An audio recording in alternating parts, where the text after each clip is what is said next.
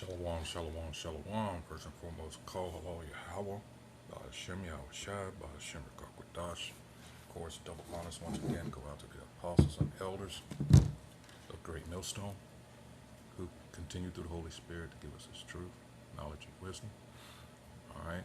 Of course, for the understanding, all right, the Holy Spirit has to be working with you. This is Nama with the DC camp, and I thought I'd do a video on the so-called American dream that a lot of our people throughout the generations have fallen victim to.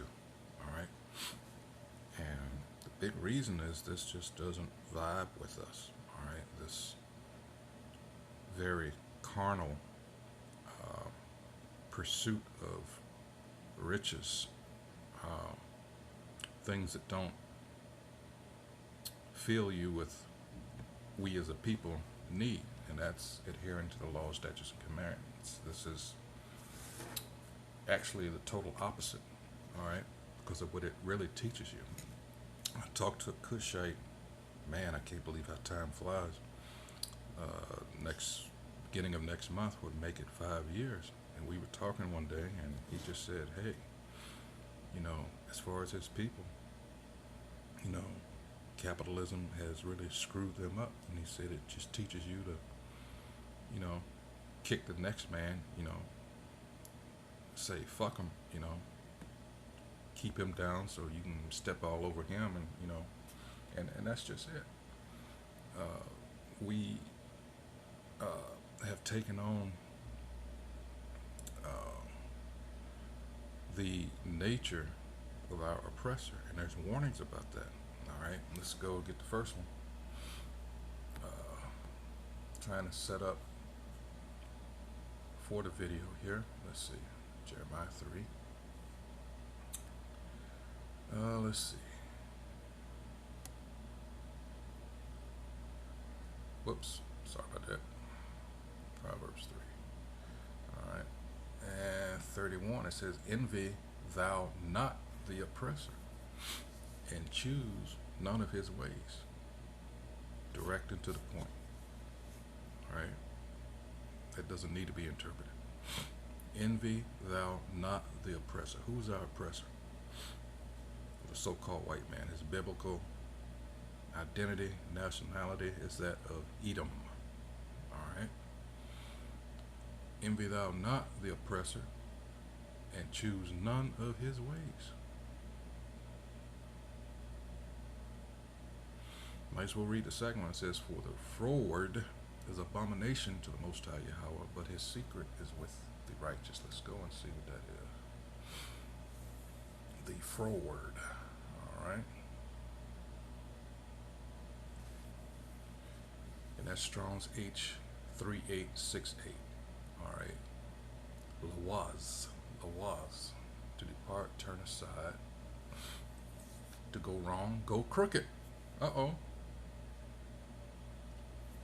So let's read that again. "For the froward or the crooked is abomination to the Most High Yahweh, but his secret is with the righteous." Now I do recall, let me see, Ecclesiastes 1, and I think it's 15. Yeah, it says, "That which is crooked cannot be made straight, and that which is wanting cannot be numbered." I think it's somewhere else too. Hold on. Let's see. Wait a minute. Oh, wait a minute. Oh, wait a minute. Okay. Let's see. I think I passed it. Hold on.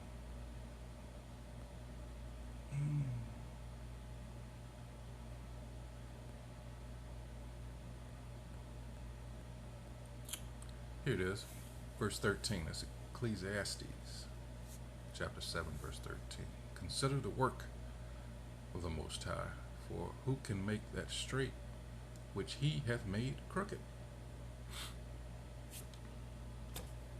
All right, so that cancels out, some of the ideas that come from Christendom, all right, about certain things as far as list of foods we cannot eat, that all of a sudden, because of their interpretation of Acts 10th chapter, that, well, it's okay now. No. All right. Uh, Malachi 3 and 6 tells you that the Most High does not change. All right. Let's see. What else? Well, let's go ahead and play this video so this young man can tell you how he abandoned the idea of the American dream and why you should too.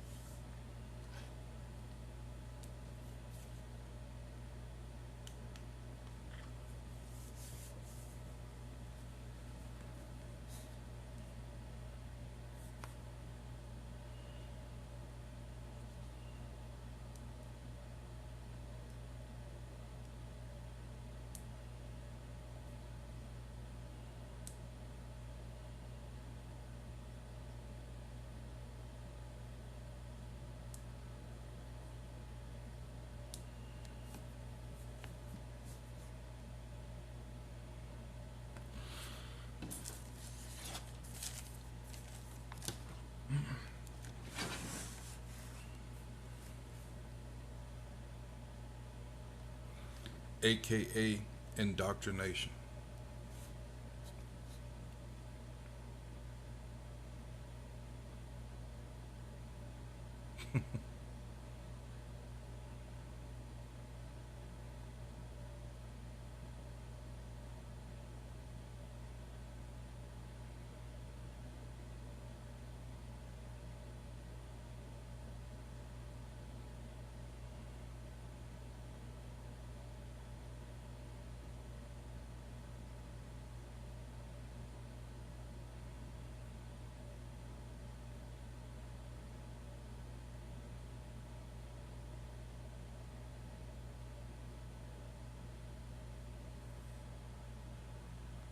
And I have to stop it again there. Salaki, I apologize. But you know how the so-called white man counters that? Like he said, this is not for everybody. Salaki, the American dream. He'll say, oh, you're lazy. All right, you look at people, so-called indigenous, around the world, they don't have all these things, and yet the thing that you see for the most part is they're happy. As long as they got food, and there are scriptures on that, as long as they got food, all right, and that goes towards what are the important things in life, all right, and the so-called American dream, it seduces, it casts a spell on people, and we'll get there. I'll let him talk a little bit more.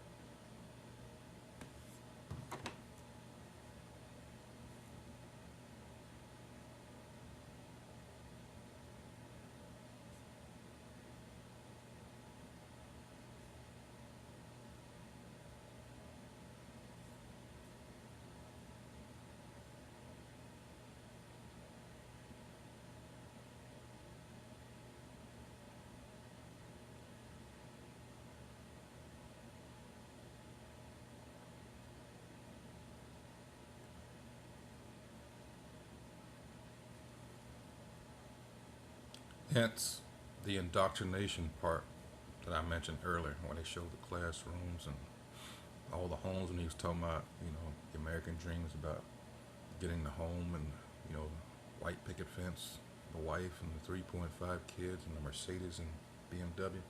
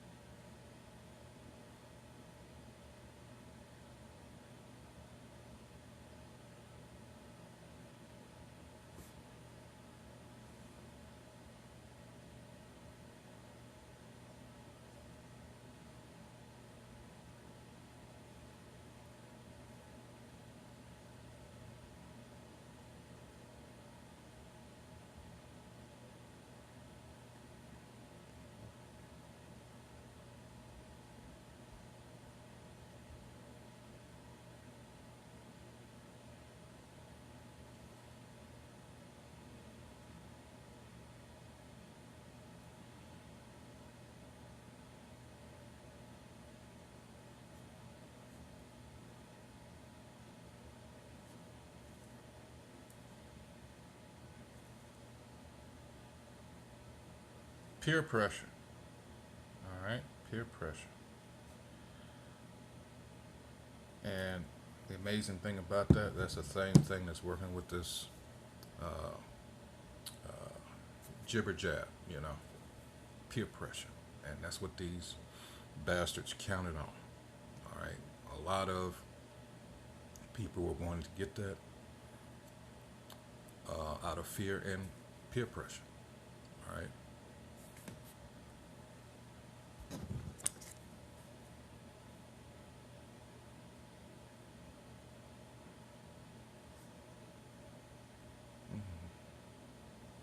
Mm-hmm.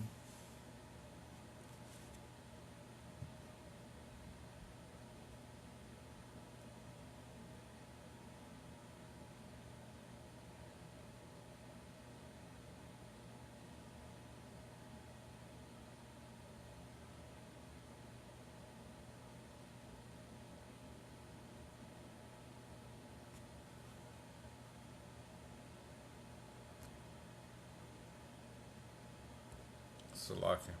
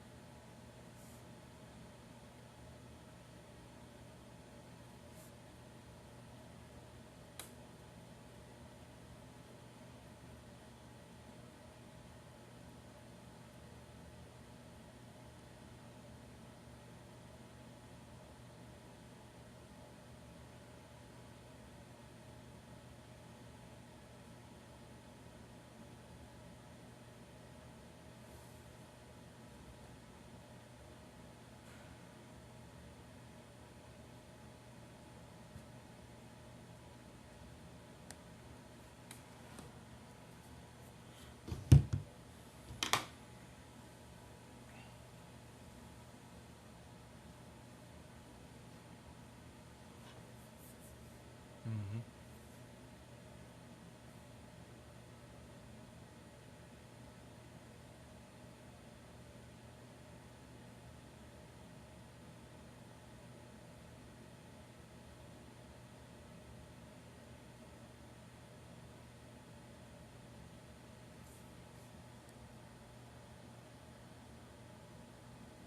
And let's be clear, this is from a worldly point of view.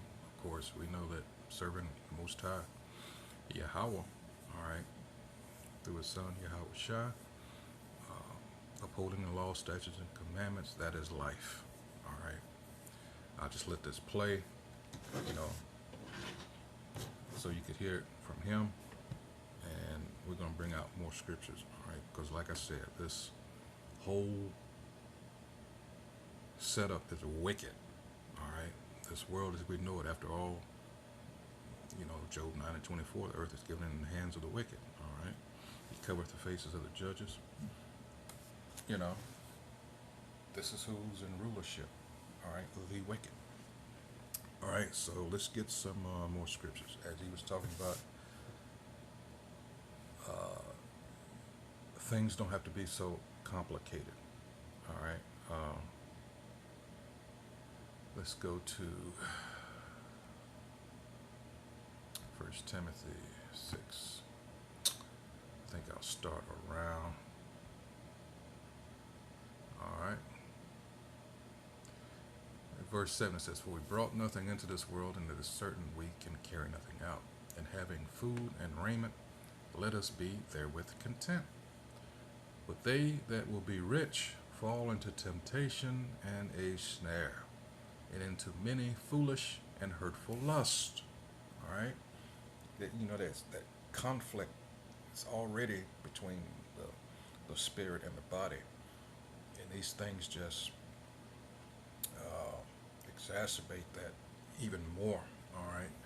It says, which drown men in destruction and perdition. It says, for the love of money is the root of all evil. And that's just it. Love. Money's not running around, all right? Get your hands up, doing all, It's the love of that. It says, for the love of money is the root of all evil, which while some coveted after, they have erred from the faith and pierced themselves through with many arrows. How many examples have the apostles, all right, revealed of people that were, in the truth, and they fell out over money, over women. Usually it's women and money. There you have your examples. Let's go to the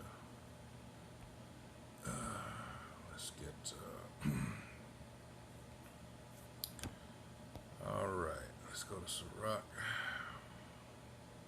29,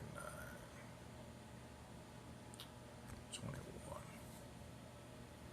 It says, the chief thing for life is water and bread and clothing and in house to cover shame. All right. Here we go over next chapter. Let's see, 14. It says, better is the poor being sound and strong of constitution than a rich man that is afflicted in his body. Health, remember I mentioned those so-called indigenous peoples? All right, it says health and a good state of body are above all gold, and a strong body above infinite wealth. What good is it if you're filthy, rich, or wealthy, and you got to continue to get heart transplants, as one of the Rockefellers did? All right, he's since long passed now, but I believe that was David Rockefeller. Anyway, 16, it says, there is no riches above a sound body, and no joy above the joy of the heart. All right, death is better than a bitter life or continual sickness. All right, so let's go one over, because this, as he was saying, you're so consumed with this idea of being rich. All right, getting that home with the white picket fence and 3.5 children, or the wife and then the 3.5 children, all right, and then the Mercedes and BMW. That this is Sirach 31:1. It says, watching for riches consumeth the flesh, and the care thereof driveth away sleep. What did Biggie Smalls say? The more money, the more problems. It says, watching, verse 2, watching care will not let a man slumber, as a sore disease breaketh sleep. It says 3, the rich hath great labor in gathering riches together, and when he resteth, he is filled with his delicates. All right. Another reason that, the apostles often brought up, if you won the lottery, You can pretty much, forget staying in the truth, all right? Because that's going to occupy your thought and, you know, your time, and that's going to be an idol unto you, all right? It says, verse 4, the poor laboreth in his poor state, and when he leaveth off, he is still needy. 5, he that loveth gold shall not be justified, and he that followeth corruption shall have enough thereof. 6, and here's my point, gold hath been the ruin of many, and their destruction was present. All right, let's go to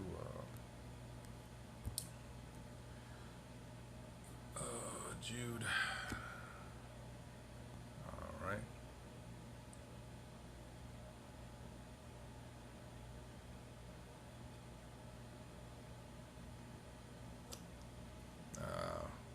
Skip that one.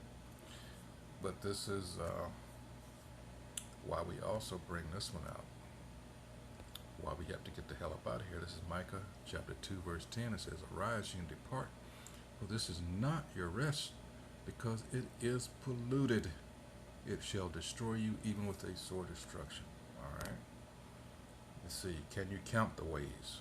But let's just go into polluted. This is Strong's H2930. Tama, to be unclean, become unclean, become impure. How many temptations are out there, day in and day out, to be or become unclean sexually, religiously, ceremonially, to defile oneself. There's all kinds of opportunities here to do that. Be defiled sexually by idolatry, which I just mentioned. You win that lottery. It's a test, and often, more than often, people fail. Ceremonially, to be regarded as unclean, to defile, it says to pronounce unclean. All right. You get the picture. Contaminated. All right. It says especially in a ceremonial or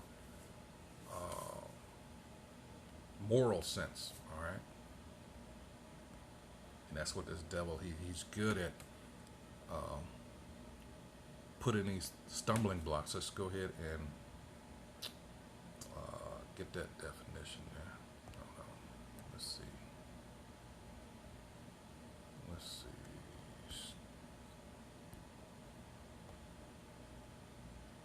Here we go. Stumbling block.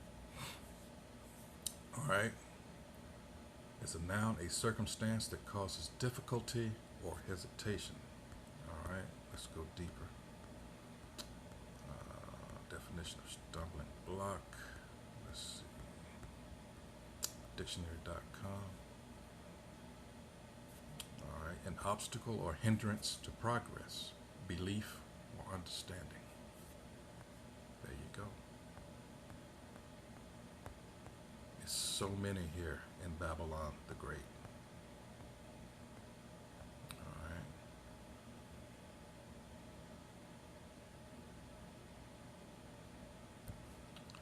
Let's go to Collins Dictionary.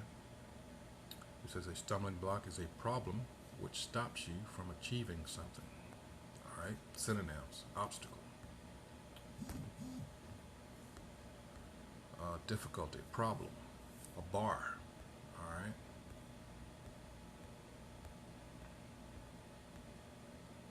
There you go. Any impediment or obstacle. All right. So there you have it. All right. And I think that is about it. I was going to go into Ezekiel, but for time's sake, I'm not. Just to, here it is, this devil. But we know he was created to be the wicked. He's got all this, the wealth of the world, is his. And what does he choose to do? Why? Because he knows, like it says in Revelation 12 and 12, he knows he has a short time. He wants that birthright back, but he's not going to get it. So, what logically comes next? He's going to go ape shit, all right? And a lot of our people are prepared for that, but you're seeing what's going on now is a prelude, all right? uh, he's going to try to make everyone take this injection. All right, and this is part of his establishing his new world order. All right, and marking his property, or what he thinks is his property. All right, his goyim, his cattle, i.e., the people. The people of the world have made him, primarily our people, the Hebrew Israelites, the nation of the true, real nation of Israel.